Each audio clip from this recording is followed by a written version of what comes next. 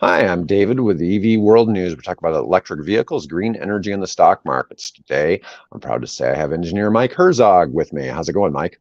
Great, David. It's a beautiful sunny day out there. Oh, yeah. It's funny.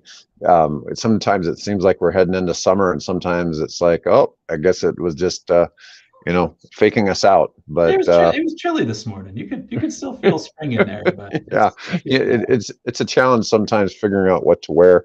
The weird thing is, it's 63 degrees out right now, and if you were in Florida, you'd be wearing a light jacket, you know, Mhm. and, and here it's just Shorts and a t-shirt, not flip cold. flop. Yeah, Yeah. it's so weird to go to Florida sometimes, and it'll be 50, and people will have on things covering their ears and stuff like that to keep warm. And uh, but on the flip side, when I go to a conference in Florida, even if it's like in February or March, if I have to go walk around in a jacket, in a suit coat or whatever, oh my God, I start Yeah. sweating and I can't stand it. Then I'll invariably be with somebody from the Caribbean or something, and they'll have a sweater on underneath their jacket, and they're just fine, you know, they're dressing for the cold Miami weather. Yeah, yeah. So it's all relative. So, anyways, let's start out. We're going to talk about this article. California just went 9.25 hours using only renewable energy. And so California is kind of a leader, them in Texas, for renewables. But what's interesting about this is you have issues with electric during the day, or I'm sorry, solar during the day, wind at night, and they probably have a little hydroelectric in there somewhere, but it's hard to power a state with the population of California on just hydroelectric. Mhm. But let's see, 39 million Californians went about their day. This was last Saturday, so I'm guessing, about 10 days ago. And the whole state ran on 100% clean electricity for more than 9 hours. The same thing happened on Sunday. The, they did 8 hours. It was the ninth straight day that solar, wind, hydropower, geothermal, and battery storage fully powered the electric grid for at least some portion of that time. I didn't think about the battery storage thing because that's something they really need in a big way in California. And they have some, just not even remotely It's close like to enough. everybody else. It's like everybody else. It's lagging a little bit. Right. Yeah, California first hit the milestone on running on 100% clean power in 22, but it was only temporary. In the past years, it was only for 1 or 2 days and not consecutively. And all of a sudden, we're now having 37 of the last 45 days and the last 9 days straight. Now, California has natural gas plants that keep running at low levels in case backup power Yeah. is needed. And even then, they're still exporting some gas power, and they're also exporting some of their solar power during the day to neighboring states. Hmm. So this is one thing. They have so much solar in California that the grid actually can't handle how much solar there is. They can't I, store it. I There's know more than the grid can take. it's This is a very problem in interesting us. when you get to Yeah, that dynamic. right. But Well, I know Australia is dealing with this too. Southern Australia, they have problems in cities where everybody adopted solar, and so there's too much solar to go back to the grid. Now, this is where you and I have talked extensively about V2G, mhm. vehicle to grid, and I've got another article to discuss on that, and that'll come up next. But the idea here is that your car could be the battery, and this would obviously, if you're at work, you can't store the power from your solar at your house, but if you have a EV that's at home and it fills up during the day, then at night it could help the grid by supplying energy Mhm. back to the grid, not just what your solar was sending during the day, but then in the middle of the night when wind energy is strong, the grid would then give you energy Yeah. back at a discount. This is the time to have that phenomenon happening in California where it is from the grid perspective. Spring is your lightest load conditions. I mean, we can all imagine that, right? Your AC is Right. not running, your heat's not running. Not that they probably have a lot of heat in California, but they do. I mean, there's some electric heat and it goes through. So your weather conditions are great.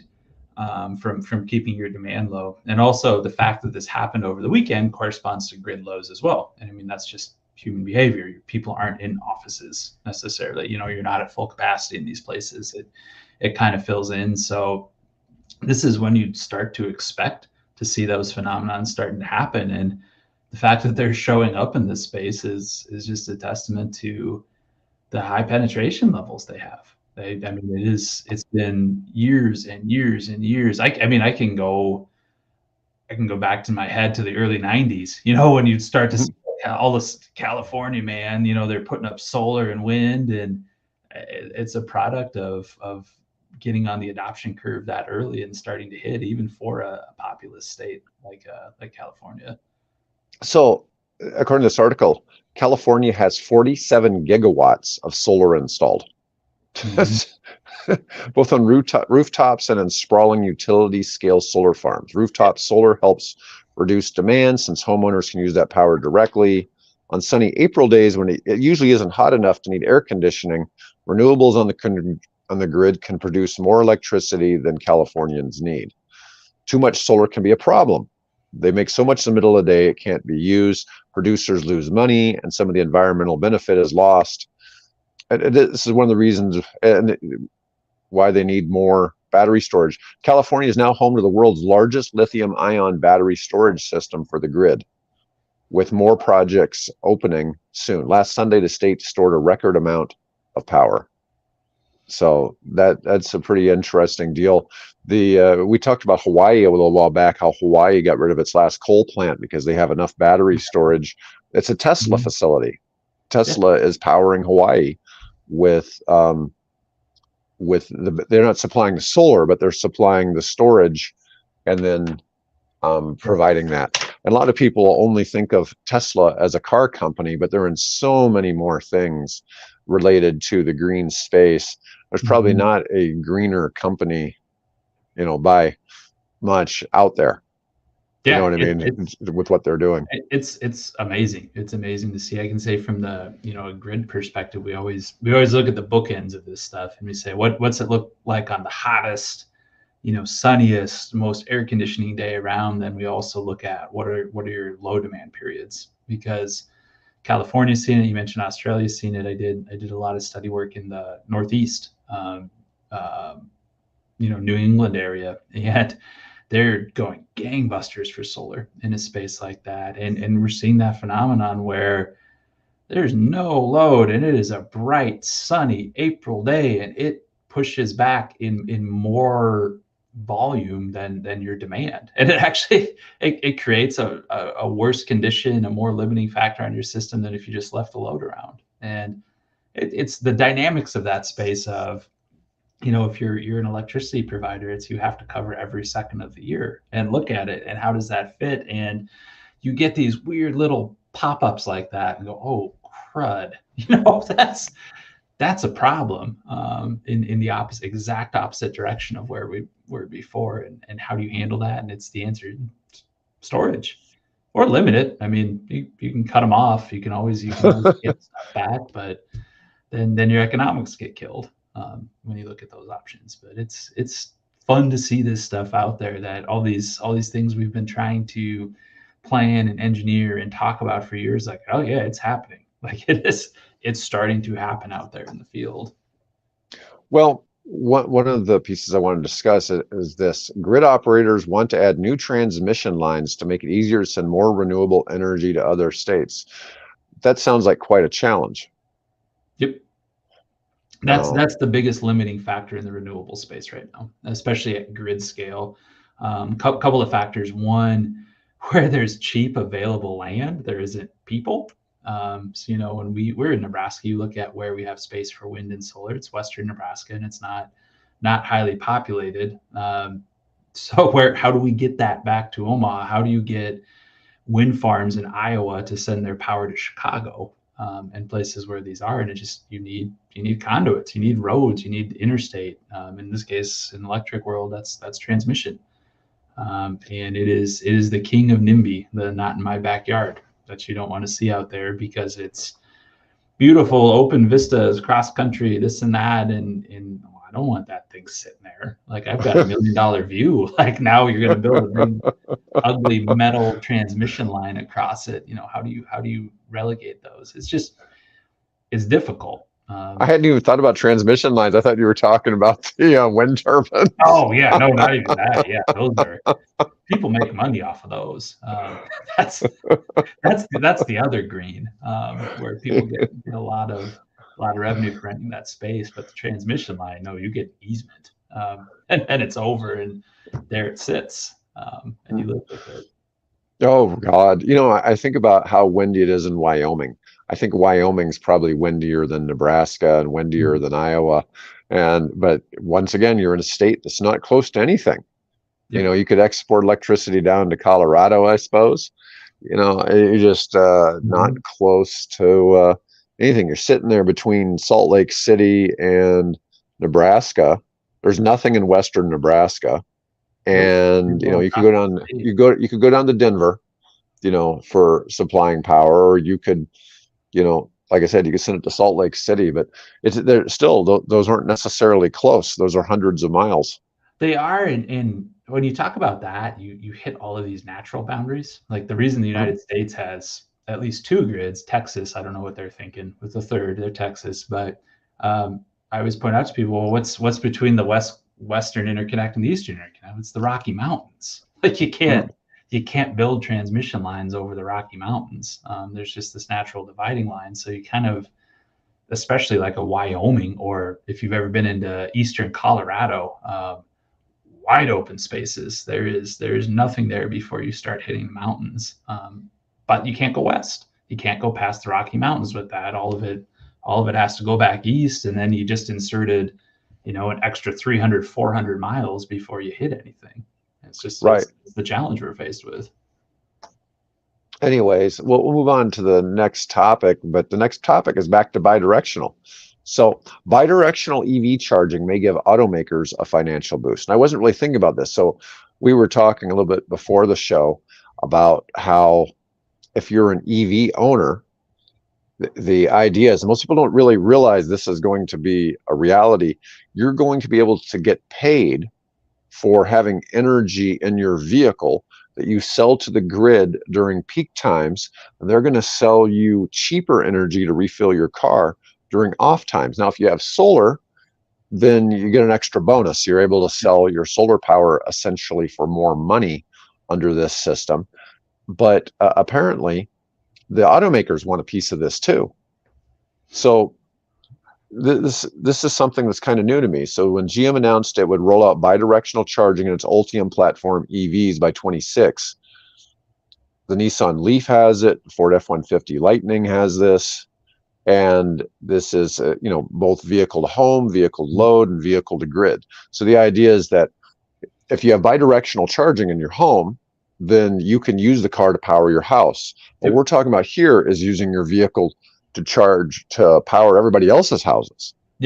And eventually this could serve as that battery source for California. If California, which is the biggest adopter of electric cars, right now was set up to take bidirectionally all that, it'd probably solve a lot of their issues.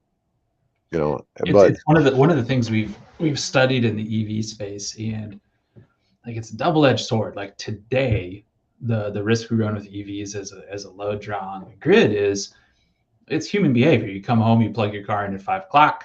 I don't care. I'm done for the day, whatever it is. I do go about my normal business when I get home. Well, that's when the grid is the most stressed. That's when everybody's getting home. That's when you turn on the microwave, the oven, you start the dryer, you crank your AC down, you do all of the things in that space. So from the grid planning perspective, we go like, I don't want that plugged in at 5 o'clock. But then you look at this reverse scenario or converse scenario where it's like, actually, nobody's going to drain their tank on a daily basis. If you're a daily commuter driver, you have all of this battery to play with that people are in the habit of plugging in when the grid most needs it.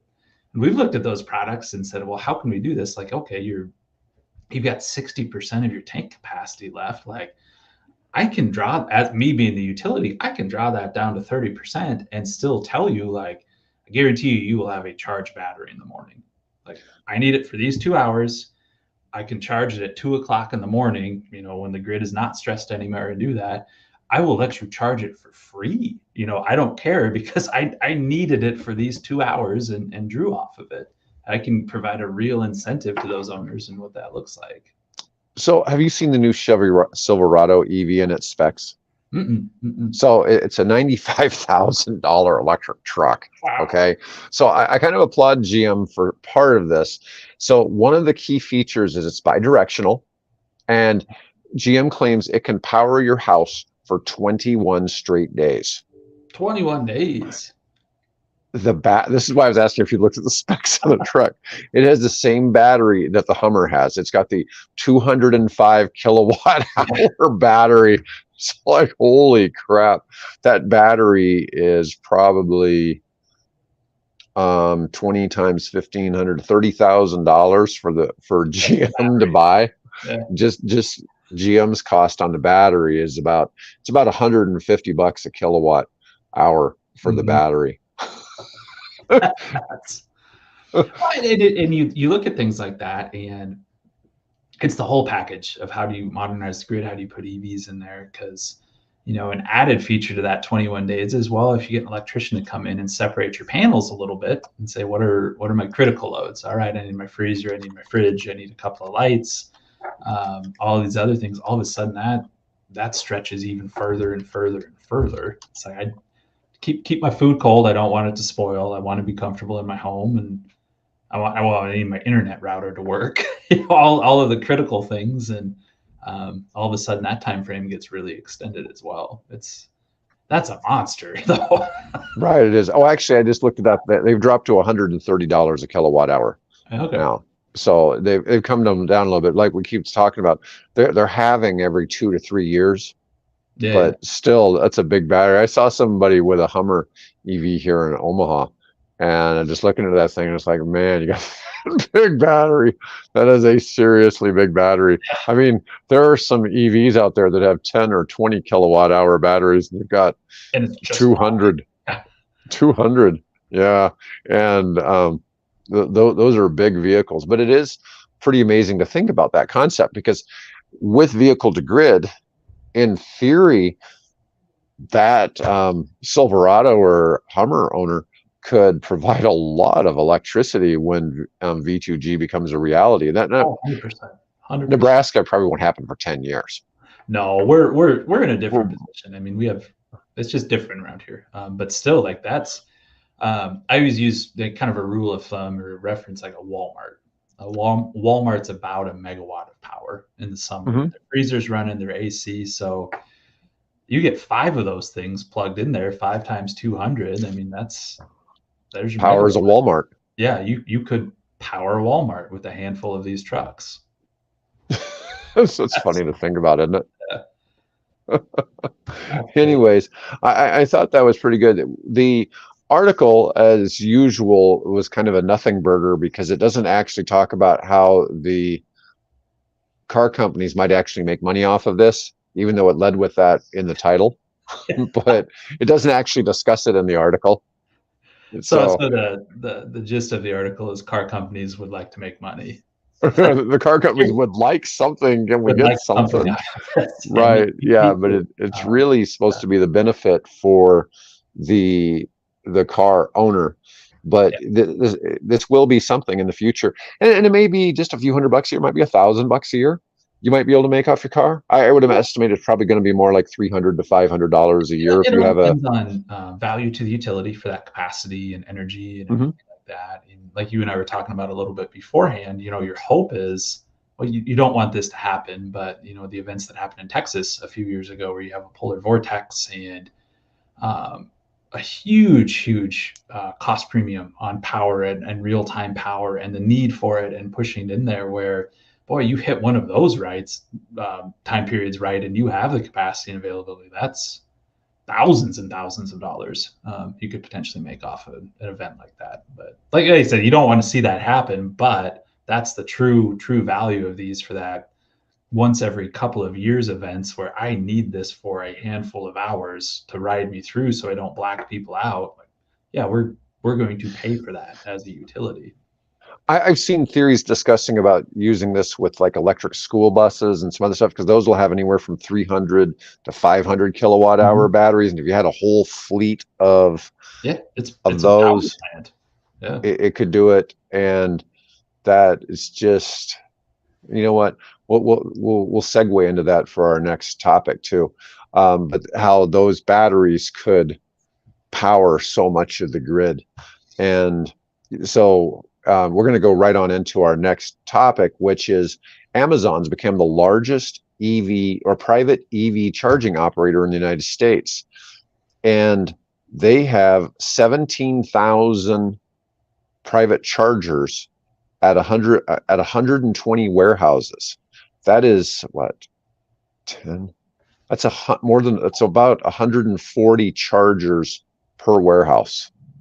A staggering to think about, but It's they already have almost that many electric vans. So mhm. when you see those blue Amazon vans rolling around, those are all electric. They're really nice vans. They've got heated seats. They've got a few other fancy. They got some fancy features in there you wouldn't expect that they'd have in the delivery trucks. But those are all electric vehicles, and Amazon is almost a 17% owner in Rivian, which is why I think Rivian is probably a safe stock to own, even though the price has tanked. It's down. Now is the time to buy. It's down below $10 a share. Anyways, it's it's interesting to see that they've got this much power. It's crazy. My experience with Amazon and their warehouses, I've done preliminary assessment. Hey, Amazon wanted to locate. What are the power needs? Everything like that. The conversation started with, they brought it up. We had asked about it, like, yeah, eventually we'd like to talk about EV charging here because we want to electrify our fleet. And 2 weeks later, it was immediately like, oh, by the way, we're going to have that there day one. We've made the decision, like, we are going electric now. This is about 5 years ago. We need this from day one, and provision yourselves for it and get ready. And back then it was like, whoa, wait a minute. But by the time you actually, build the facility, move it around, get ready, commission it and everything, I mean, it's been, that was 3 years ago, 3 years ago. So the time to get the transmission lines and the transformers and all of that in yeah, position. Yeah, because that's definitely a lot of power. I mean, they only have 13,500 of them implemented, but they have 100,000 ordered. wow. And so you've got another 86,500 Rivian vans that Amazon's planning to take delivery of. And that's that's a huge issue. If you're a fleet operator like that for Amazon, and it is short bursts, local deliveries, everything. I mean, that's a pretty easy equation to pencil out, and make that make sense. And I'm sure that was, as soon as that turned from red to black, that was a very easy business decision. Like, yeah, we're go electric. This is a fixed daily cost, and I'm sure fuel is astronomical for what they do in that business model. And like, we just took that out. Like, Right. yeah, All that just puttering around in neighborhoods, dropping off packages. The other no thing, idling. I mean, yeah. right. So we don't have an Amazon Web Services facility here in Nebraska, do we? I don't think so. I don't think so. Okay. We So, got every other data center, but I don't think we have an Amazon one. Amazon bought a nuclear power company recently, and they're one of the biggest. So data is becoming, people talk about, oh, EVs are going to stress the grid. It's AI, and I've heard Musk talk about it. I've heard Zuckerberg talk about it. All of these data centers use more energy than cars ever will. Yeah. And so they're trying to come up with solutions for powering these data centers. And so even if you bring in tremendous amounts of green energy, there's going to be requirements for more computing power. There's always going to be a market for that energy. And so every time they put in one of these data centers, at the same time, they're also trying to put in some type of solar farm that they can either sell the power to offset, or wind to offset what they're doing. And now they're also doing nuclear. So I'm hoping some of that will drive more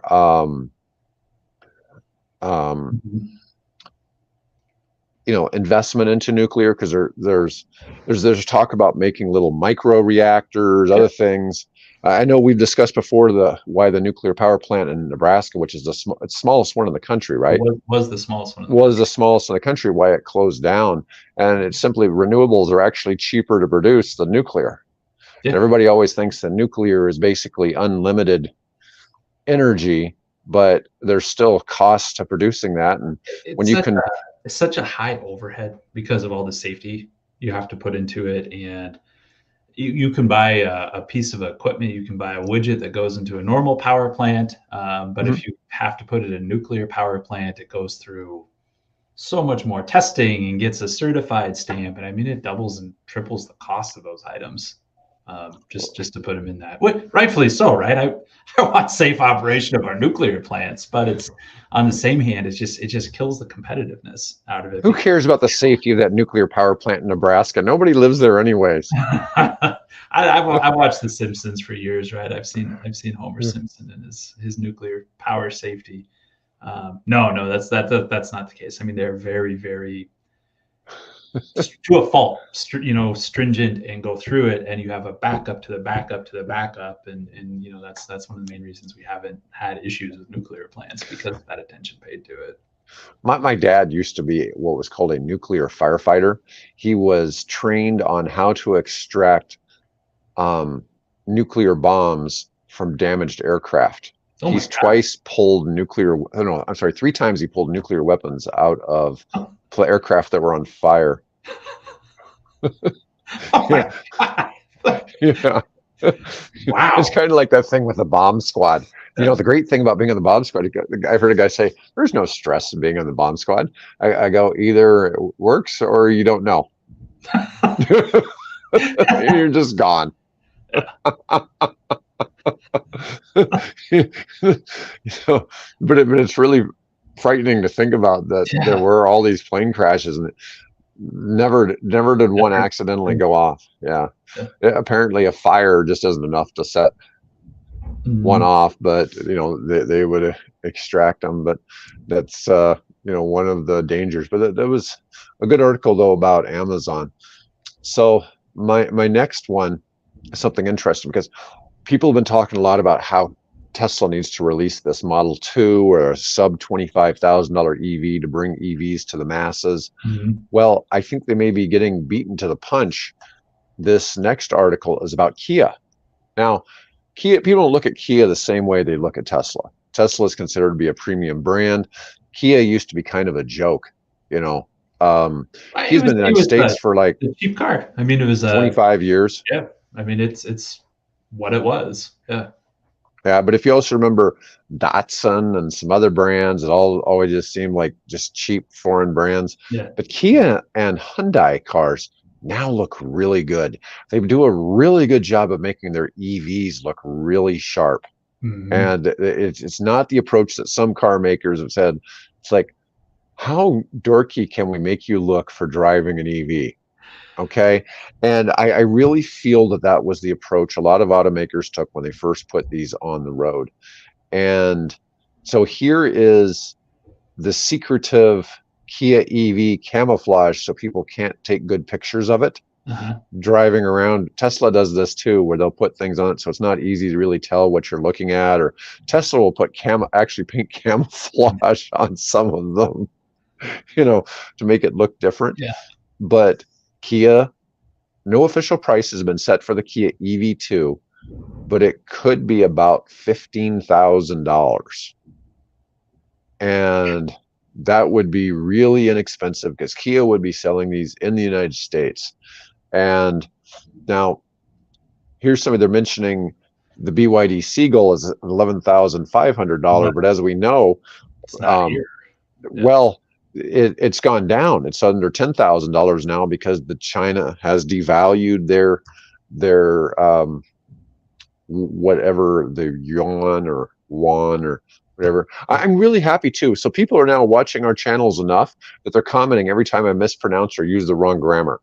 The grammar Nazis are in full in the comments section. And the other day I accidentally called something a four-wheeled bicycle, and there's a rant on one of the videos about that. about how I didn't call it a quad cycle. And just like, look, there were a couple of words in Chinese that I didn't pronounce right, which I didn't really mind that. I didn't mind that. But the one I thought it was really funny that they have a huge paragraph about me, um, you know, mispronouncing quad cycle. And it's like, well, I appreciate, that. It's just, there's a couple of weird cars out there that are four wheels that are rolling on bicycle tires, and they're legitimately bicycle tires. There's, and so I don't know what to think about that. Volkswagen said it plans to introduce a $26,000 EV called the ID2. Ford is currently working on something in secret to make some cheap car EVs, which is interesting because Ford basically ditched cars.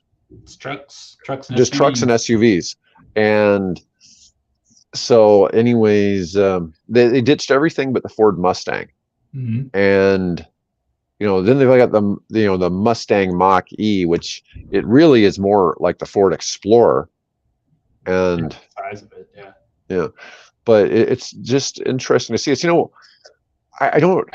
One of my tennis friends last night he just got a Ford Maverick hybrid. That's and it's got truck, right? Yeah, it's a mid-sized truck. It's got a 5-foot bed, and it's got decent seating. And my friend's about 6'5", and he's driving it comfortably. I have another friend who's about 6'6" who drives a Chevy Bolt, and he gets in and out of it quite comfortably, which is really surprising because it's been a challenge as a tall person to get in and out of a lot of cars over the years, especially when they're not a massive car. The first vehicle I really ever found, I used to drive, an Expedition. I've driven Expeditions and Yukons and stuff because they're large, but it seems that vehicles are being designed with more room in the front seat, more for taller people. So that's helped.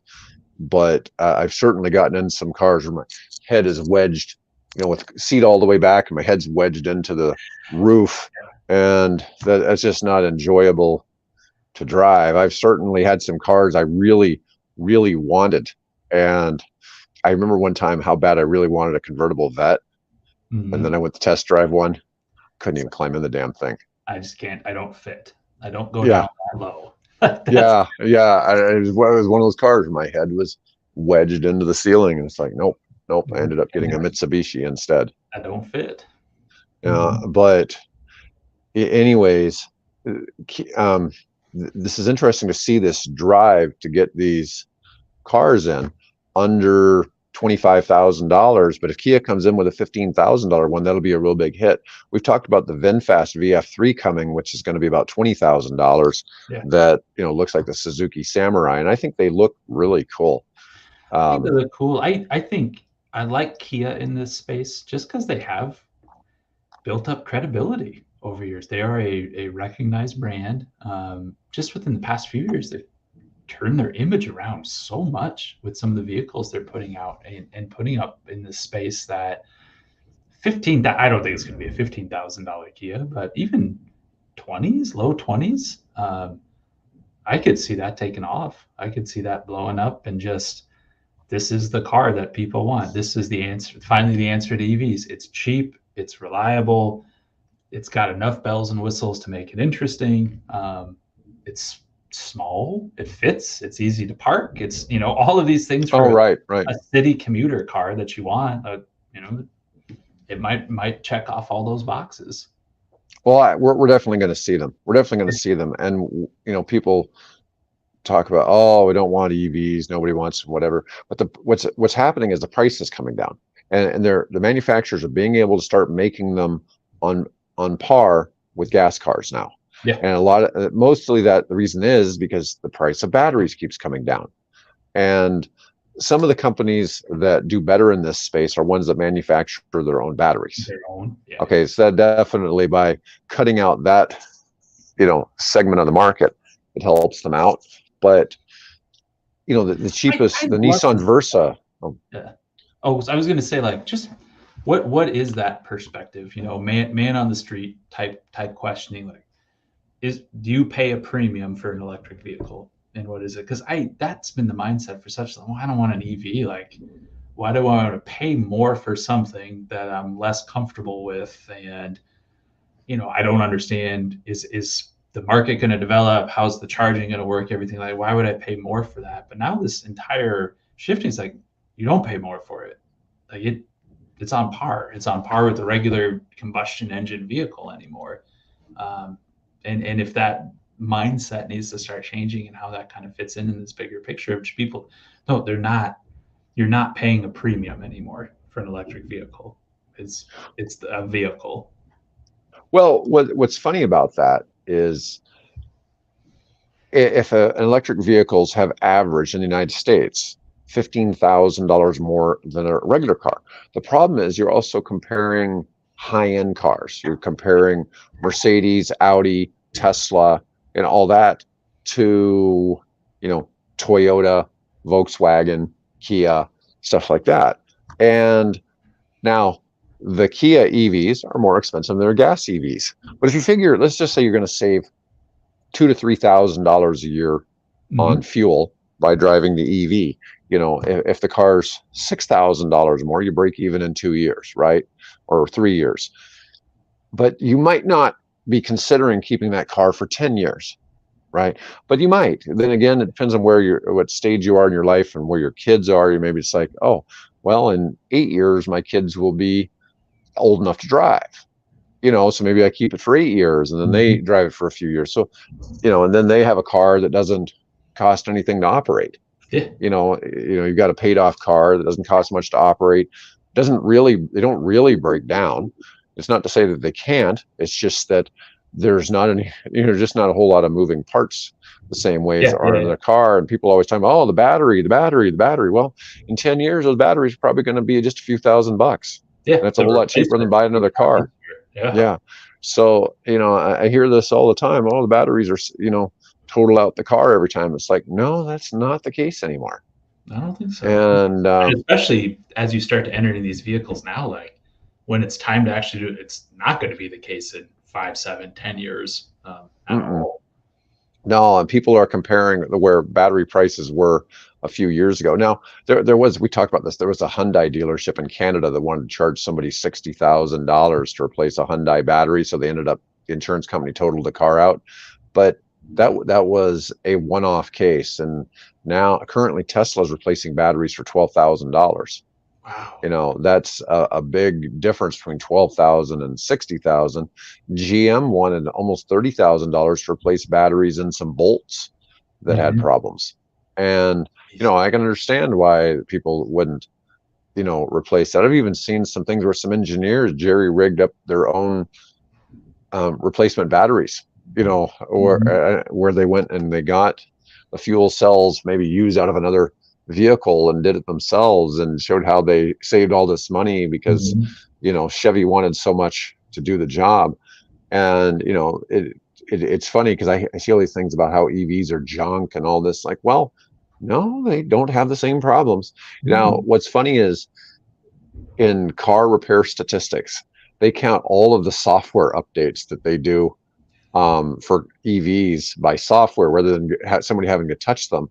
They count them as recalls. Yeah.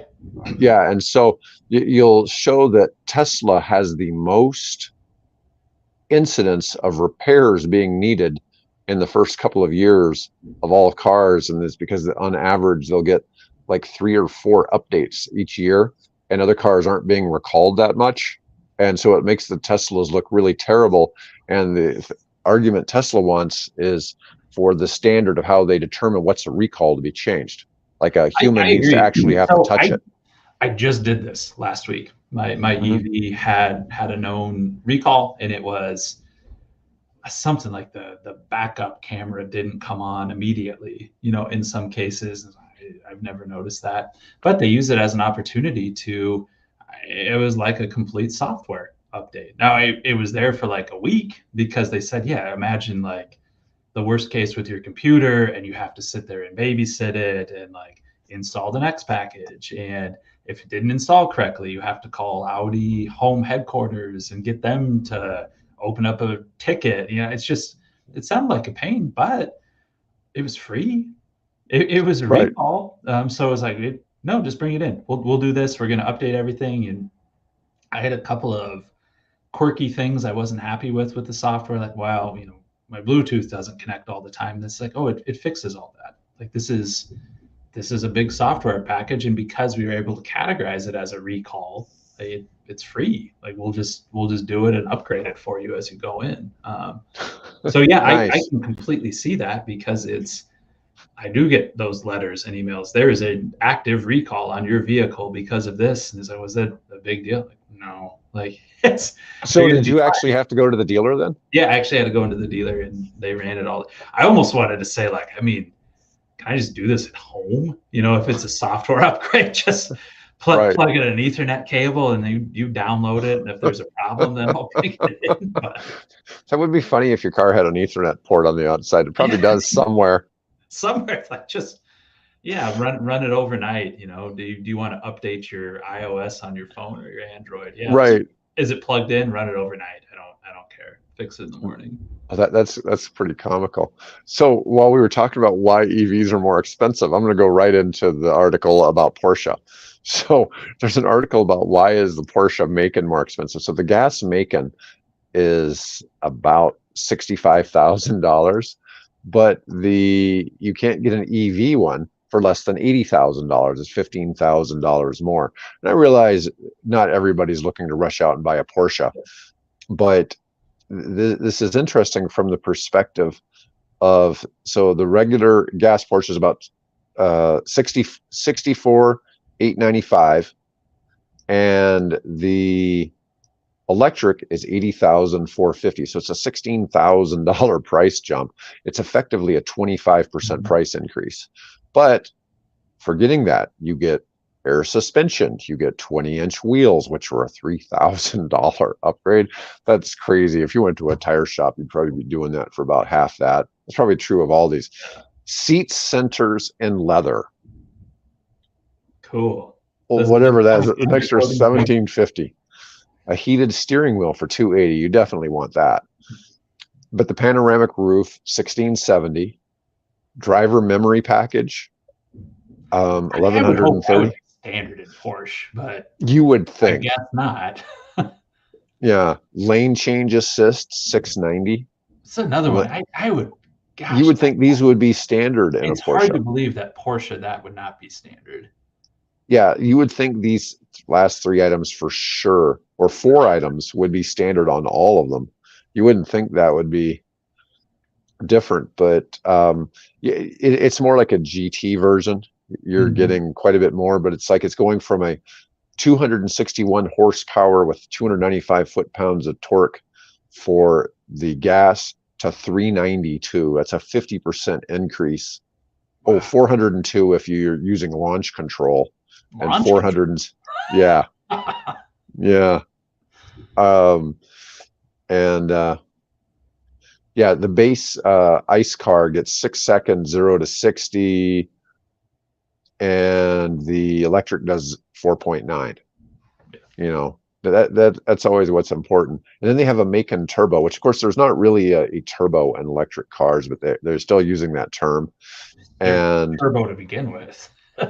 Yeah, for about 107 grand, you get 630 horsepower.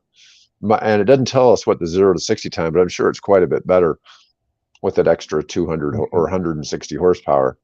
But you add LED matrix headlights. Again, you would think those would be standard in a Porsche. Yeah. A 360-degree camera, different trim pieces and exterior styling elements, a Bose audio system, 18-way sports seats, bigger front brakes. I'd imagine it needs bigger front brakes. Hopefully you're not using them too much. An extended leather package and a slightly different and smaller steering wheel. Yeah, so it's a different car, but once again, we were talking about how it should be about the same price. They should be able to sell a $65,000 electric Macan if they just made it the same trim level as the other one. And so that's one of the things, is that a lot of these vehicles are really tricked out. We're probably going to have time for. I had another article that I can cover real quick. This was funny because we were just talking about the recalls for Tesla and how they handle them. And in this particular case, somebody here is saying Cybertruck's latest design fail looks like the beginning of the end, because they actually had a recall. And this recall has to do with the accelerator pedal, and the fix apparently takes 35 seconds at the dealership. I mean, it's really fast. It's a matter of drilling a hole, putting in a bolt, and it's it. And it's something that they said was caused by the use of soap in the manufacturing process. And apparently maybe the soap is making it not stick with glue or something. And so they're adding an extra bolt to fix the problem. And it was really wild. But this was, oh yeah, 3,800 happy Cybertruck customers have to have the delight of lugging their potential death traps to their closest dealership to fix the issue. It just, once when you and I have talked about this a lot, but out of context, you see, oh my gosh, a problem with the accelerator pedal, and it's a recall. How many recalls are there on gas cars? I know, all the time. All the time that people just ignore, or the vehicle's changed hands 4 or 5 times and it's 10-year-old used, and I don't get those postcards in the mail anymore. There's an active recall on your vehicle. I have one on a Mazda I haven't owned in years that I think I sold it to a junk dealer, eventually, because we'd ran it ragged. And I still get recalls on it. And it's really kind of humorous. Okay, so since we had this in the title, the first big rig hydrogen fuel station in the U.S. has opened in California. And so while we've been seeing where hydrogen stations for cars have been going away, because so a lot of the Toyota Mirai owners have been complaining, wanting Toyota to take them back because the fuel stations went away. It's like over half of them closed up. But the first one in the port of Oakland, which is where a lot of shipping comes in and out, so it's convenient for where trucks will be picking up from the ships. They have 30 hydrogen fuel. Oh, the small station can serve 30 hydrogen fuel cell trucks, mark the start of a nationwide network for fuel cell truck refueling. And they also mention it could also flop. Yeah, well, that's kind of the thing with all of these new technologies. I think EVs really past the point of flopping. Hydrogen's going through a lot of growing pains. And the funny thing is, hydrogen's not new. It'd be different if hydrogen just came out, but there's been efforts to do hydrogen for 40, 50 years. Decades. Yeah, so it's not something new. But hydrogen itself making hydrogen is currently a dirty greenhouse gas generating process. Green hydrogen production is an emerging option and even more expensive. Hydrogen proponents are banking on the idea that scaling up production will bring prices down. Now that new diesel truck sales will be outlawed in California by 2036, only zero tailpipe emission new trucks will be allowed. Man, zero emission requirements are in place for trucks that enter ocean ports, and only 2 technologies are available to achieve that goal: battery electric and hydrogen fuel cell.